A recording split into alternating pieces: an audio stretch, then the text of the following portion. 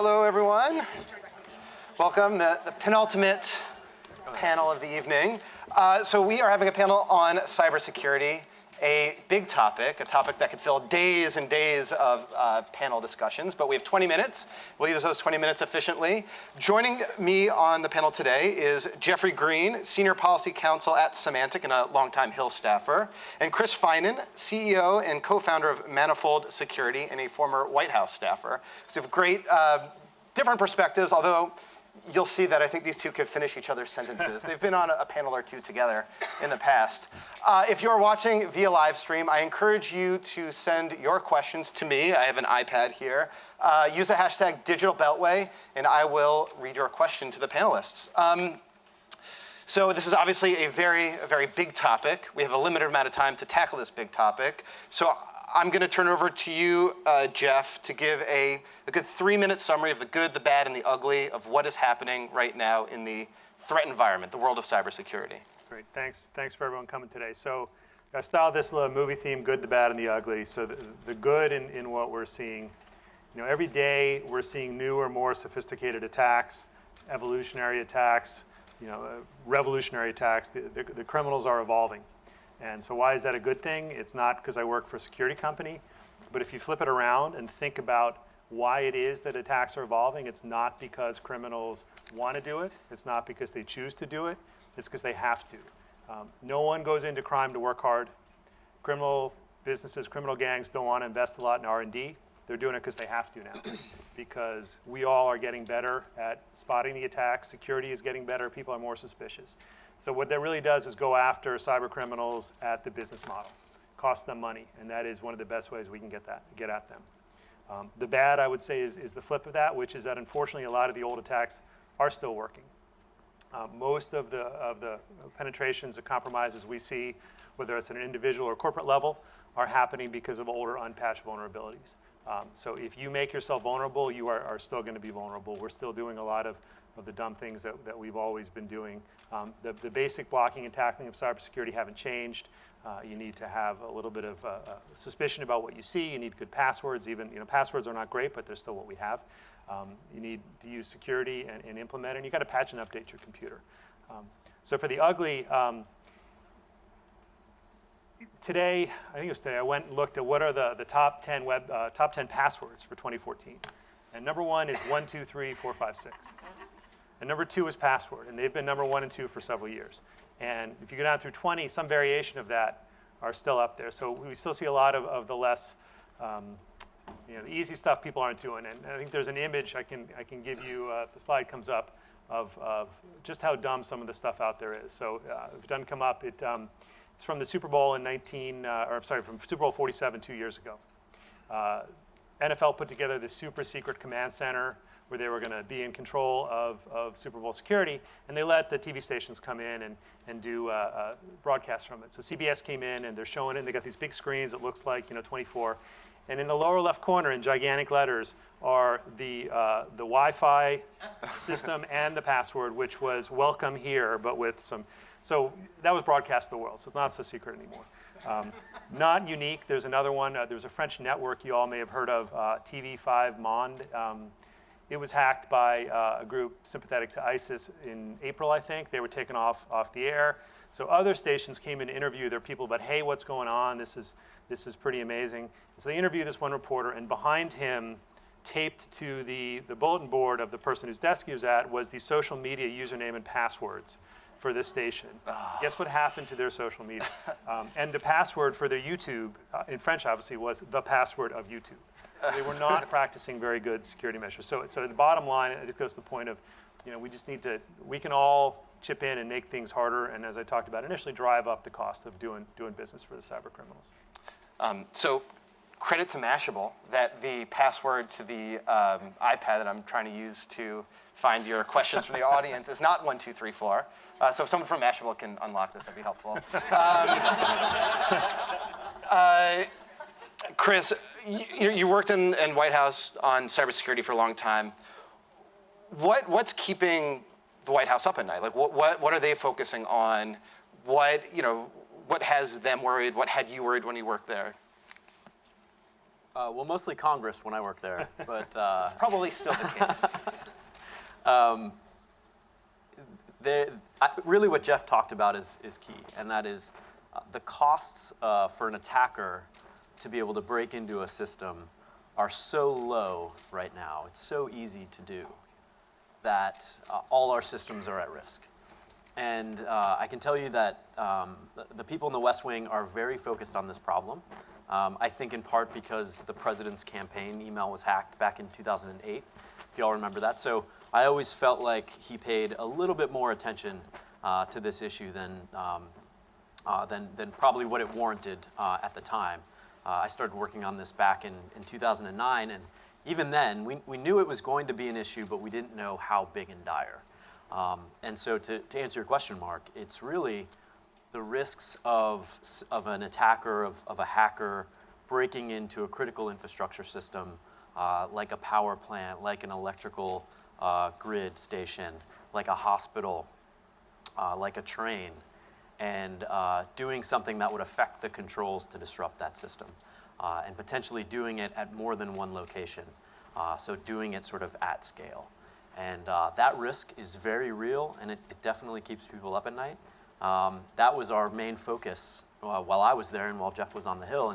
And really, Jeff and his boss at the time were the key drivers and thought leaders of this on the Hill, and we partnered together and we tried to push through legislation. If you think about our laws, many of them were built in the telephony era, 30 years ago, and so they just haven't kept pace. And so we need to update the legal frameworks to be able to address things like this, so that we can make sure it's not easy for some 14-year-old to just break into a power plant system and start manipulating the controls. And if you think what Jeff just said is bad, that is happening right now for the systems that we rely on to live. So it's really scary, and I can tell you that it definitely keeps people up at night. So Chris, you're now in Silicon Valley, out west. How does the threat perception there differ from what you described? I mean, is it like a cultural difference, or are there just very specific and substantive things that people in Silicon Valley are far more worried about than people in the White House or here? Yeah, it's a different focus. Nobody says cybersecurity, that's sort of a DC construct. People say information security or computer security. And the focus tends to be more on helping companies, selling products. I work for a company that I founded, and our focus is in developing products for the private sector. Predominantly just because government procurement moves so slowly, private sector companies now, as boards, as shareholders get more engaged, with every hack that we see, whether it's Anthem, Home Depot, the list goes on and on, Sony, of course. Boards, shareholders, C-suites are more and more engaged on this problem, to the point now where we have corporate boards are now standing up cybersecurity subcommittees. So in DC, when you hear things about a new military cyber command, that's a big organizational shift. That same type of massive shift is now taking place in corporate structures. So I think that's a very good sign that we have a lot more engagement. And that in turn is driving more investment in innovative technologies in the startup community, but also by companies like Jeff's. I would say, though, that for new technologies, though, the focus, rightly, but is almost entirely on functionality. When you look at this Internet of Things, which is the buzzword of the week or the month or the year, it's all we talk about is Internet of Things. And I've been fairly involved in looking at different sides of it. And what I've found is that almost every company that I've talked to, they are focused on functionality. Security is at best an afterthought. And I don't think that we can move the needle. Here's one of my pictures, so you can see the bottom left corner there. Right on cue. Right, yeah. In the Internet of Things, if we can move the needle a little bit so security is at least thought about ahead of time, what I would say on this Internet of Things and in terms of where we're going in vulnerabilities is, when the Internet was stood up, invented, however you want to describe it, no one had any idea how big it was going to be. So security wasn't built in, didn't have to be. Now we know better. And my concern with a lot of these devices we're connecting now is we should be thinking, the red circle is what you want to look at if you ever want to hack TV5 Mon's YouTube account. But we should be thinking about this stuff now. We have no excuse not to know the breadth of security right now. And again, it's stupid to think, and it would be unrealistic and unnecessary to go all over to security, but security has to be more than just an afterthought when we're putting up systems now. Is there any way that public policy could induce individuals to be more cautious, to avoid some of the pitfalls that you were talking about earlier? I mean, we have, the US government has billions of dollars to spend on cybersecurity. Individuals don't. What can this town do to encourage the kind of behavior? And it sounds like it's like behavior change, old-fashioned behavior change, to just take the kind of precautions to avoid these pitfalls. I would say that a lot of it is behavior change. And if you're talking about the individual, Chris spoke well about the corporate world. When I started working on this in 2009, we couldn't get any C-suite level interested. Now it's a big interest, but on the individual level, I'm very schizophrenic on this. On the one hand, I think Just on this? just on that, well, as of now, and we have made progress because people are better about opening emails now. That they, people. But one of the studies that I saw showed that people are extremely careful about opening emails on their computers. Like, my God, this could be infected. They will then go to a mobile device and open that email. So it's something like a 50% difference. Like 25% are careful on their mobile devices, 75 on their computers. And we need to get a little over. Social media, you've got to worry about that. But the last thing is, ultimately, the reason I am optimistic, and it's going to take something that scares people, but if you think about it, if you watch a kid in school today sneeze, they almost reflexively cough or sneeze into their elbow. That didn't happen pre-swine flu. So we managed to push that message out and get a lot of people to change their behavior, but they changed because they were scared. It wasn't because they were told to. So we need to get an awareness that people need to do things differently. And I do think we're making progress, but there's no solution. This is going to be an evolving issue. I think awareness, I agree. I think awareness, ironically, is being driven by Hollywood. In the last year, we've had so many high-profile incidents, mostly involving nude pictures, or really interesting emails of Hollywood celebrities. And it's amazing how that has entered into the public consciousness and is actually generating political will. So the answer is, if you want something done, you have to make sure it affects a celebrity, I guess. I mean, that does, though, speak to we were talking about like behavior change and like messaging being probably like the single most important policy remedy there is, to have like a common message around taking like basic precautions. Oh, sorry, go ahead. No. So are there examples of countries or of municipalities or of like any institutions in particular that are taking cybersecurity seriously, that are doing this well?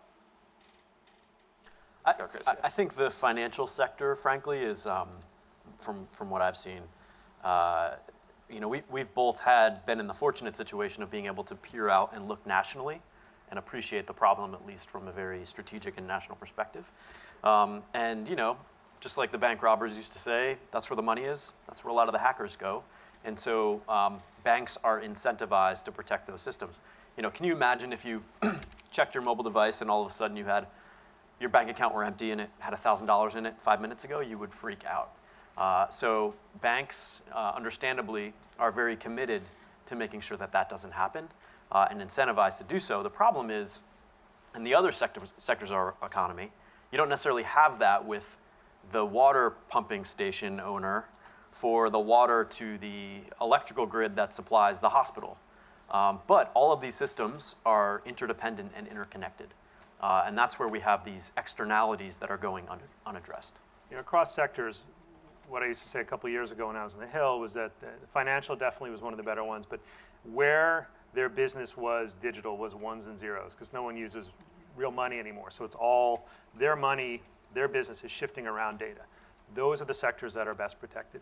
Where the computers are a byproduct or a tool by which they deliver their products, whether it is machinery or water or power, they tended to be further behind. I think improvements they're making improvements, but a lot of these entities, it costs money, and it's hard to keep up with it. And it's the kind of thing people are used to building a guard, a gate, a gun, and then you're done. And it's not like that with cyber.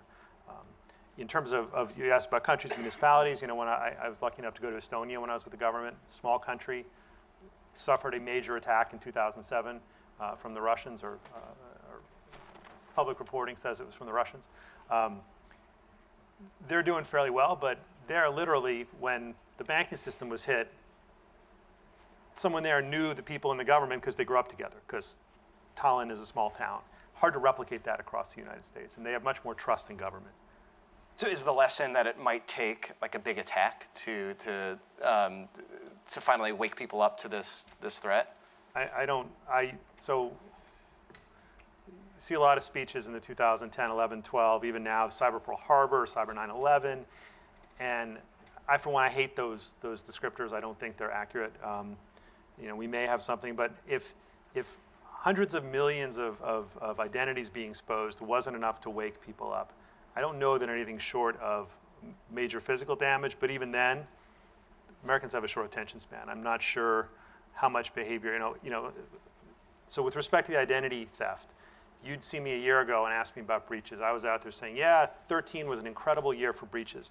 14 is going to be way down for two reasons. One, the financial incentive is down. The value of these credit cards, credit card dumps, as they call them, dropped, so there's no financial incentive to go steal them. And number two, these companies, these retailers they're incentivized now. They've seen this. Their security is going to go up. They're going to up their game. Didn't really work out so well. So I put away my crystal ball. But that's also made me think that the impact of a major event, if it didn't drive other retailers to really step up, I'm not sure what'll do it. I think we have a lot of work to do. I don't see things really changing substantially in the near future. I do think there are some people now in DC who have really woken up to this. You see a lot more of the generalists who recognize, who start to deal with this and track it on a daily basis. Mm-hmm. That was unheard of in our day in government. Which wasn't that long ago. Thank you. Yeah, you're right. So, there's more awareness, I think. This is going to be an issue that's talked about in the 2016 campaign. It won't be the top 10, but privacy and cybersecurity will enter into the debates, and we're going to hear about it. So in terms of the growth of it, just a little aside. So I was on the Hill, Chris was in the White House. Was it the 2011 State of the Union?